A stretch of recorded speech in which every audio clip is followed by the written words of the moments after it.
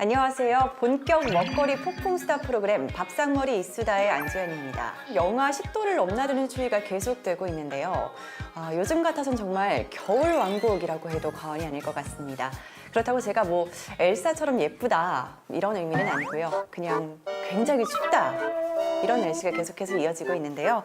오늘도 식약처 미녀 공무원 남은미 씨와 함께 하겠습니다. 은미 씨 안녕하세요. 안녕하세요. 잘 지내셨어요? 네, 추운데 어떻게 지내셨어요? 진짜 꼼짝하기 싫은데 진짜 근근히 몸을 이끌고 출퇴근을 하고 있었어요. 근데 주현 씨 이런 날씨가 지구 온난화 때문이라는 거 알고 계세요? 지구 온난화라고 하면 지구가 좀 더 따뜻해져야 맞잖아요. 근데 왜 이렇게 추운 거죠? 우리나라가 위치한 중위도 지방과 북극 사이에는 강력한 공기의 흐름이 있다고 해요. 근데 이를 편서풍대라고 하고 여기에 제트기류가 있는데 이 제트기류가 북극의 추운 공기가 남쪽으로 내려오지 못하게 막아주는 에어커튼 같은 역할을 했다고 해요. 근데 이제 지구 온난화로 인해서 북극 공기가 더워지니까 제트기류가 약해져서 그 북쪽의 찬 기온을 막지 못하고 그게 이제 남쪽으로 내려오면서 겨울이 더 추워지는 거라고 하더라고요. 굉장히 뭐 전문 용어들이 많이 나오고 있는데요. 편서풍, 뭐 제트기류, 에어커튼 뭐 이런 어려운 용어들이 나왔어요. 한마디로 지구 온난화는 여름엔 더 더워지고 겨울엔 더 추워지고 이렇게 되는 거죠? 네네. 앞으로는 뭐 뇌생녀 은미 씨라고 소개해드려야겠어요. 뇌생녀요? 마음에 드세요? 미녀가 좋으세요? 뇌생녀가 좋으세요? 뇌생녀란 말은 제가 정말 듣고 싶었던 말이었거든요. 앞으로 뭐 한 주에 하나씩 좀 별명을 붙여드려야겠어요. 식약처의 스타가 되실 것 같아. 오늘 이 분위기 참 좋잖아요. 햇살도 막 쫙 들어오고 이 귀여운 강아지도 있고요. 네. 오늘의 주제는 바로 주사기입니다. 주사기입니다.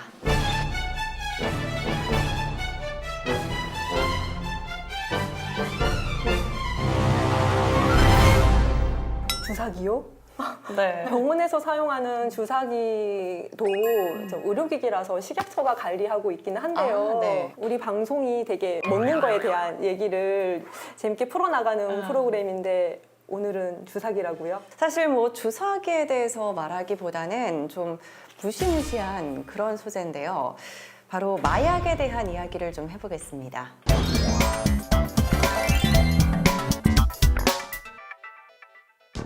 네, 식약처 마약정책과 직원분들 모셔봤습니다. 안녕하세요. 안녕하세요. 식약처 마약정책과에서 행정사무관으로 지금 근무하고 있는 성동천 사무관입니다. 마약정책과에서 연구관으로 근무하고 있는 김강진 연구관입니다. 네, 저는 사실 마약정책과에서 나온다고 해서 뭔가 좀 무섭지 않을까, 제가 좀 위축되지 않을까, 죄 지은 것도 아닌데 이런 생각을 좀 했었거든요. 하시는 업무에 대해서 좀 설명해 주시면 좋을 것 같은데요. 주로 하는 일은 뭐 마약류 관리에 필요한 법률의 재개정, 그리고 뭐 마약류 관리에 필요한 뭐 종합대책의 수립 마련, 뭐 이런 일을 맡고 있습니다. 저는 마약정책과에서 이제 마약류나 연료물질의 지정, 그리고 품목 허가, 그리고 수출입 승인 또는 마약류 취급관리 관련해서 허가 업무를 담당하고 있습니다. 마약 내에서도 굉장히 분야가 여러 가지네요. 네. 얼마 전에 서울 한 오피스텔에서 여배우가 사망한 사건이 있었어요. 경찰 조사 결과 마약 투여가 원인일 수도 있다 이런 결과가 나왔거든요. 우리 주변에 그만큼 마약이 좀 유통이 되고 있다 이렇게 봐도 될까요?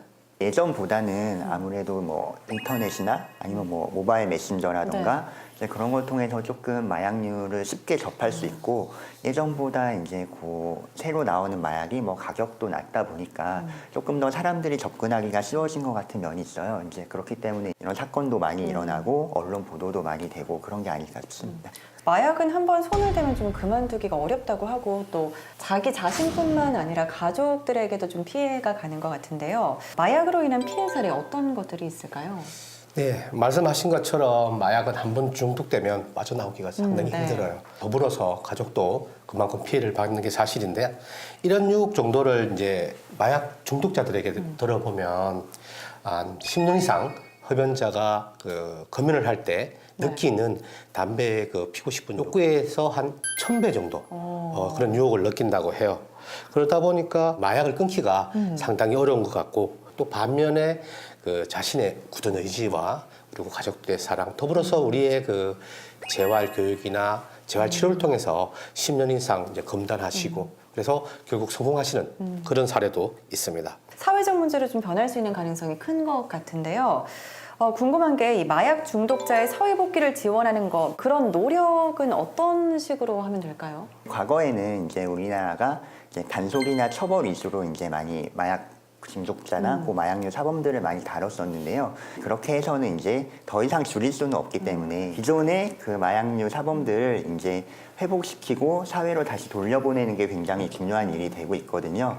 식약처를 포함해서 뭐 복지부라든가 아니면은 뭐 법무부 그리고 대검찰청 이런 데서 협력을 해서 충분할 정도는 아니지만 그 마약류 중독자나 마약류 사범들의 이제 사회복귀를 위해 힘을 쓰고 있습니다. 단순하게 호기심으로 마약을 처음 네. 해봤던 분들 아니면 뭐 어린 청소년들 그런 분들은 뭐 처벌을 하는 대신에 이제 조금 교육을 하는 조건으로 조금 사회로 복귀할 수 있도록 해주는 프로그램도 있고 식약처 산하의 그 마약대치운동본부에서 이제 그 교정시설에서 이미 나오신 분들이나 뭐 본인이 회복을 하고 싶어 하시는 분들한테 뭐 재활교육이나 상담을 제공하고 있기도 하고 그 복지부에서 이제 병원을 지정해서 이제 뭐 외래 진료라던가 뭐 입원 치료까지 뭐 이렇게 비용을 보조해 준다거나 그런 정책이 이루어지고 있습니다. 사실 마약을 끊기가 굉장히 힘들다고 하잖아요. 근데 이런 재활교육을 거치면 좀 회복이 되는 경우들도 많은가요? 재범률을 조사한 이제 통계가 있긴 한데 기존에 그 아문어 교육을 받지 않으신 분들보다는 그 재활 교육을 받고 나가신 분들이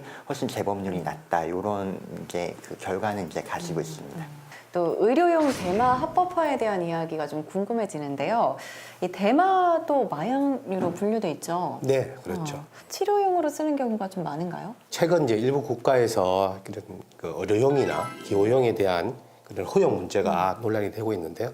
국외에서 이제 허가받는 대마의 성분은 이제 주로 항암 치료를 받은 환자분의 네. 구토 증상이 있을 때 완화제나 또는 식욕 부진을 겪는 에이즈 환자 그리고 이제 관절 환자의 경련 완화제로 주로 쓰이는데 현재까지 그 나와 있는 제품은 미국, 영국 등의 5개 제품이 있습니다.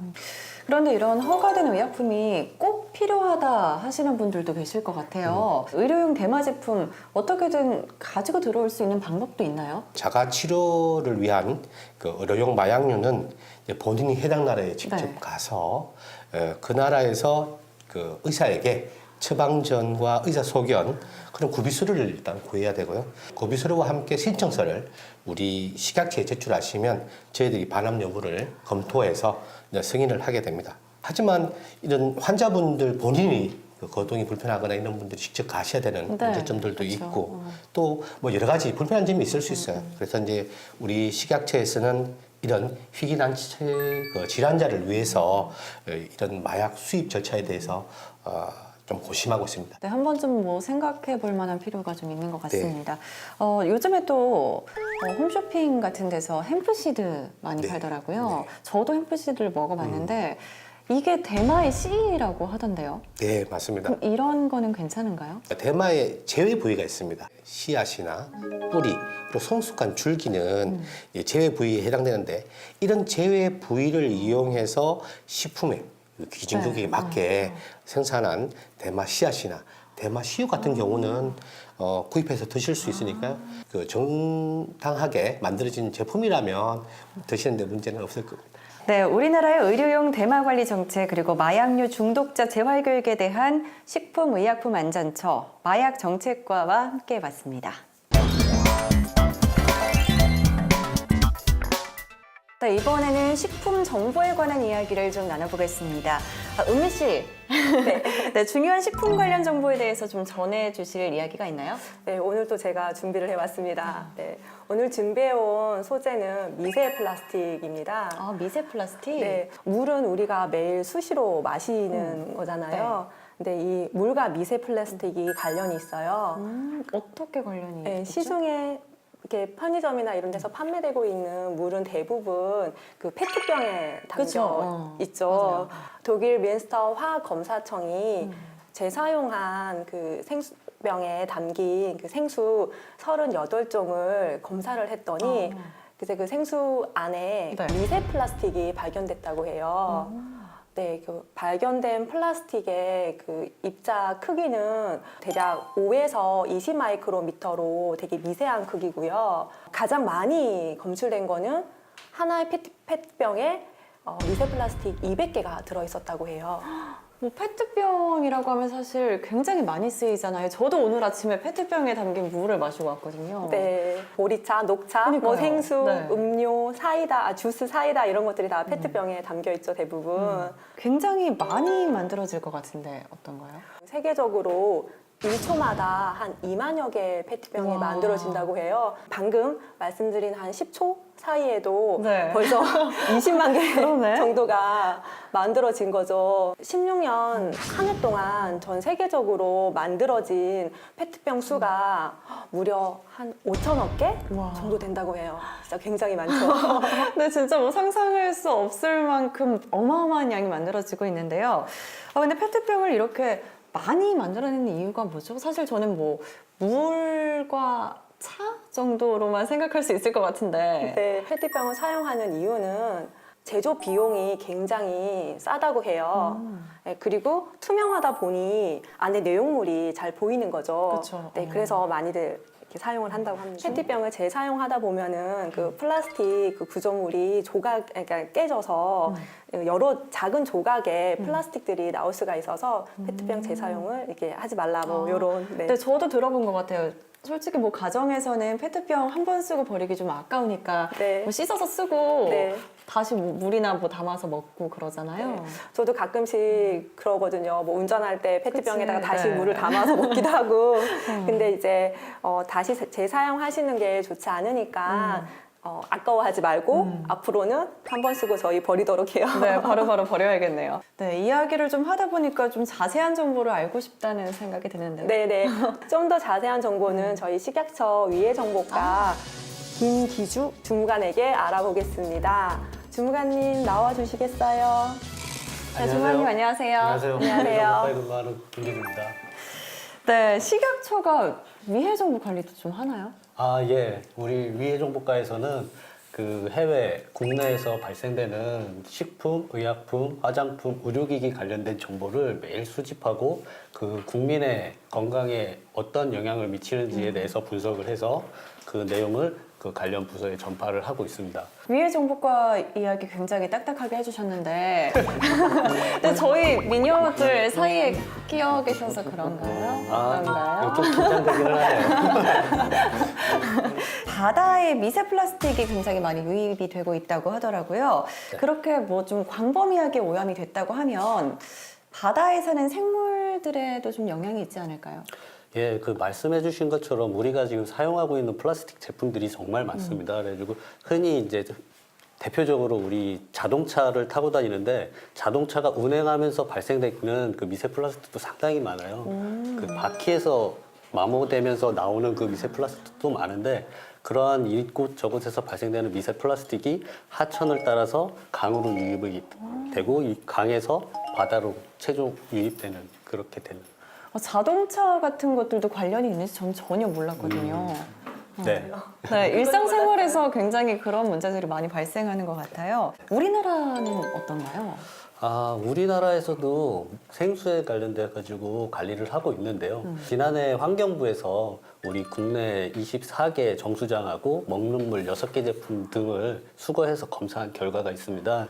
근데 그 검사 결과 그 해외에서 그 네. 검출되는 양에 비해서 국내에서 검출된 양은 극도로 좀 낮기 때문에 우리 국내에서 판매되는 수돗물, 그다음에 그 먹는 물에 있어서는 크게 문제가 되지 않는다는 게 환경부의 설명입니다.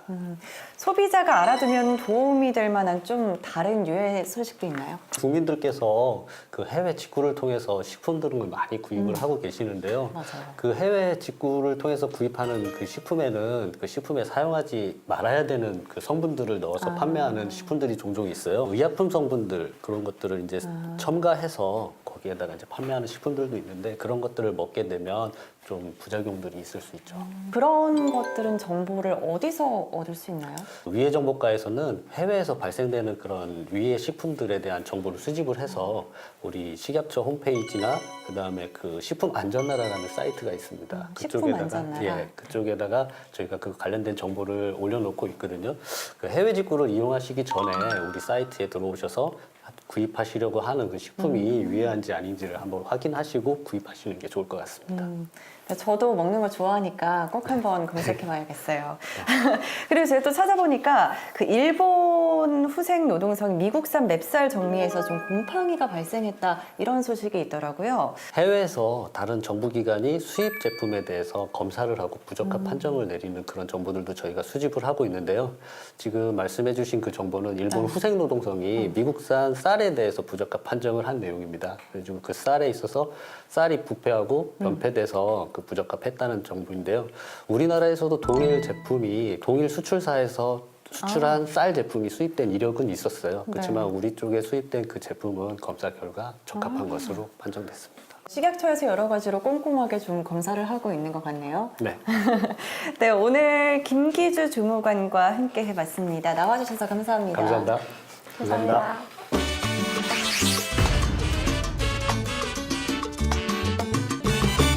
네, 한 주간의 식품 이슈를 전해드리는 시간입니다.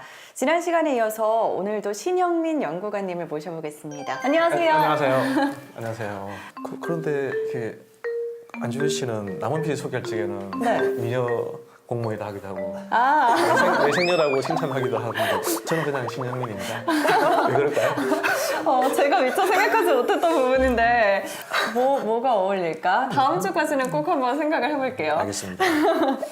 네, 제가 좀 궁금한 게 항상 있었는데 이렇게 나이가 좀 있으신 분들하고 식당에 가면 좀 허름한 곳들을 맛집이라고 하더라고요. 허름하기도 하고 약간 지저분한 곳을 맛집이라 하시죠. 네, 연구관님도 어떻게 해당되세요? 뭐 이렇게 딱은 아닌데 식당이 없을 때는 갑니다. 없을 때만? 네. 또 나물 같은 걸 무칠 때도 이렇게 손으로 조물조물 무치는 게 왠지 더 맛있을 것 같고 네. 그렇다고 하잖아요. 왜 손으로 벽을 쓸 때 맛있게 했다고 하냐면 네. 이게 손에 힘이 있으니까 조물조물 무치면 이렇게 양념이 다 골고루 배이도록 하기 때문에 맛있다고 하는 것 같습니다. 그리고 또 이게 발효 음식 같은 경우는 이게 초기에 조금 좋지 않은 위생적인 안 좋은 세균이 들어가더라도 발효 과정 중에서 좋은 미생물로 다 바뀌기 때문에 네네. 저희가 뭐 간장이라든지 뭐 예를 들어 뭐 된장, 김치 같은 것들은 좋은 미생물이 많이 성장해서 맛있게 먹을 수 있지 않습니까? 미생물도 굉장히 중요한 역할을 하고 있습니다. 요즘에 뭐 외식보다 집밥 선호하시는 분들도 굉장히 많은 것 같아요. 밖에서 사 먹는 게 맛있기는 한데요. 사실 MSG라고 하잖아요. 네. 그런 것들을 고민하는 분들도 많이 계신 것 같은데요. 안재현 씨도 고민하시나요? 그렇죠. 아무래도 MSG가 많이 들어간 음식을 먹고 나면 뭔가 좀 더부룩한 느낌이 들기도 하고 이게 기분 탓인가요? 기분 탓입니다. 어, 이게 그 간장을 발효하는 것 마찬가지로 네. 그 글루탄산 나트륨도 발효 과정을 거쳐서 만들어집니다. 아, 우리가 흔히 말하는 막국물을 할 때 네. 멸치나 다시를 넣으면 거기도 글루탐산이라는 아미노산이 나오고요. 그 사탕수 수를 가지고 발효시켜서 만들어진 제품들이 흔히들 MSG라 하는데 이런 MSG가 조금 이렇게 나쁘게 인식이 깔려 있어서 네. 저희 시약처에서는 MSG라는 단어를 못 쓰게 하고 원명칭인 글루탐산 나트륨을 쓰게 합니다. 그러니까 막국물에서 내는 그 MSG 성분이나 이렇게 실제로 만들어 파는 것들이 동일한 성분입니다. 그래서 걱정 마시고 조금씩 넣으면 건 아무 문제가 되지 않습니다. 그러니까 양의 문제가 있는 거지 MSG 자체에는 문제가 없다 뭐 이런 말씀이신 거죠? 간장과 뭐 된장 똑같이 발효식품입니다. 아, 외식이 뭐 일반적으로 좀 건강하지 않다는 인식이 강한데요. 밖에서 사 먹는 음식들 중에 좀 주의해야 할 사항들도 있을까요? 우선 흔히 먹는 음식에서 보면 뼈다귀 해장국 있잖아요. 네, 이런 음식들을 조금 조심할 부분이 있습니다. 저 지금 먹고 싶은데 조심해야 한다고 하니까. 뼈다귀 해장국은 이게 그 뼈를 혈액을 끈적이게 하는 콜레스테롤이라든지 포화지방이 많이 들어 있습니다. 이게 뼈를 우려낼 때 골수라는 성분들이 같이 우려나가지고 지방을 증가해서 이게 곡물류에 이렇게 콜레스테롤이라든지 포화지방이 많이 포함이 되어 있습니다. 그래서 이게 열량도 높아지게 되고요. 그리고 뼈다귀 해장국을 드실 때는 그 같이 들어가 있는 우거지라든지 이런 네. 건더기를 좀 드시고 국물량은 조금 적게 드시는 게 좋겠습니다. 뭐 꽁치 김치찌개에도 꽁치와 김치나 우거지가 합쳐져서 조금 더 낫다고 하잖아요. 예. 그만큼 뭐 채소 같은 걸 많이 섭취해야 좋다는 의미가 될 텐데요. 뭐 비타민이 많이 함유돼서 그런 건가요? 메다기장국이 콜레스테롤이나 이게 뭐 포화지방은 안 좋은데 거기 포함되어 있는 야채가 많지 않습니까? 그쵸, 우거지랑 맞아요. 깻잎도 많다 보니까 비타민 C는 많습니다. 아, 그래서 이걸 뼈다귀장국을 많이 먹어서 비타민 C를 먹기보다는 네. 오히려 뭐 비타민 C 알약 하나 더 먹는 게 좋고요. 비타민 C를 보충할 때 이제 채소나 과일을 먹으면서 보충하는 게 좋을 것 같습니다. 그럼 좀 건강에 도움이 되는 메뉴를 궁금해하시는 분들이 많을 것 같아요. 베타카로틴이라는 영양소가 많이 들어가 있는 깻잎찜, 열무김치 국수, 그리고 우거지 나물 무침 것들을 드시면 맛있는 게 많네요. 녹황색 채소에 또 많이 들어가 있는 베타카로틴이 많이 섭취할 수가 있습니다. 그 베타카로틴은 피부 건강에 좋고요. 그리고 항노화에 굉장히 우수한 음식입니다. 그래서 다이어트도 도움이 많이 되고요. 정말 좋은 음식입니다. 그럼 뭐 특별히 연구관님이 좋아하시는 음식도 있으세요? 저는 개인적으로 가지를 이용한 사람을 좋아합니다. 아, 가지? 예, 가지는 괜찮은가요? 가지 속에는 안토시아닌이라는 색소가 들어있지 않습니까? 안토시아닌이 굉장히 건강에 좋다고 나와 있고요. 방송에서 그랬나요? 이게 뭐 아사이베리라는 음식을 소개한 적이 있잖아요. 맞아요. 그러면서 뭐 신이 내리는 최고의 선물이라고 했는데 그 음식보다 더 많은 성분들이 가지에 들어 있습니다. 그래서 보라색 음식인 가지를 드시면 건강하게 생활할 수 있습니다. 저는 뭐 고기, 뼈다귀 해장국, 꽁치 이런 거 먹을 때 연구관님 혼자 가지 좋은 거 드시고 제가 다 먹었죠. 그래서 동안이신가? 아, 앞으로 동안 어떠세요? 별명으로. 그건 아닌 것 같습니다. 그래서 생각을 해보겠습니다. 네, 다음 시간에서 계속해서 재미있는 이야기 들어보겠습니다. 지금까지 식품의약품안전처 신영민 연구관이었습니다. 오늘은 마약에 대한 이야기가 있어서 그런지 조금 주제가 무거웠던 것 같습니다. 제가 캐나다에 갔을 때 기차를 타려고 기다리고 있었는데 어떤 분이 오셔서 대마초를 사겠냐고 물어보더라고요. 우리나라보다는 좀 대마에 관한 관리가 허술하지 않나 하는 생각이 드는데요. 아, 그런 경험이 있으셨군요. 근데 캐나다에서도 대마는 불법이라고 하더라고요. 물론 뭐 의료용으로 일부 사용은 가능하지만 그래도 이 대마를 재배하기 위해서는 캐나다에서도 그 허가받은 농장에서만 재배가 가능하고요. 그러다 보니 그 일부 주택에서 마약으로 사용하기 위해서 몰래 이렇게 집 안에 커튼을 쳐서 이렇게 외부에 보이지 않도록 네. 하고 난 후에 집에서 몰래 기르다가 적발되는 사례도 빈번하다고 하더라고요. 네, 뭐 앞서도 말씀드렸다시피 우리나라는 현행법상 대마의 제외 부위인 종자 그리고 뿌리, 성숙한 대마초의 줄기를 이용한 제품 이외에는 불법이라고 하고요. 또 일부 허용하는 국가에 해외여행을 가셔서도 절대 이것들을 가지고 들어오시면 안 됩니다. 그리고 또 자가 치료를 위한 의료용 마약류, 환자 본인이 직접 휴대를 해야 한다는 점이 조금 불편한 점이라고 할 수 있겠는데요. 이런 것에 관한 법률 개정안이 꼭 마련됐으면 좋겠습니다. 은미 씨, 다음 시간에도 뭐 유익한 정보 가지고 오실 거죠? 네, 그 오늘 식품뿐만 아니라 마약에 대해서도 네. 다뤄서 지난 시간보다 저는 더 유익했던 것 같아요. 좀 더 재밌었죠? 네네. 다음 시간에는 더 유익한 정보를 가지고 나오도록 하겠습니다. 네, 본격 먹거리 폭풍 스타 프로그램 밥상머리 이수다. 오늘 준비한 소식은 여기까지입니다. 추운 겨울 잘 보내시고요. 저는 다음 시간에 다시 찾아뵙겠습니다. 감사합니다.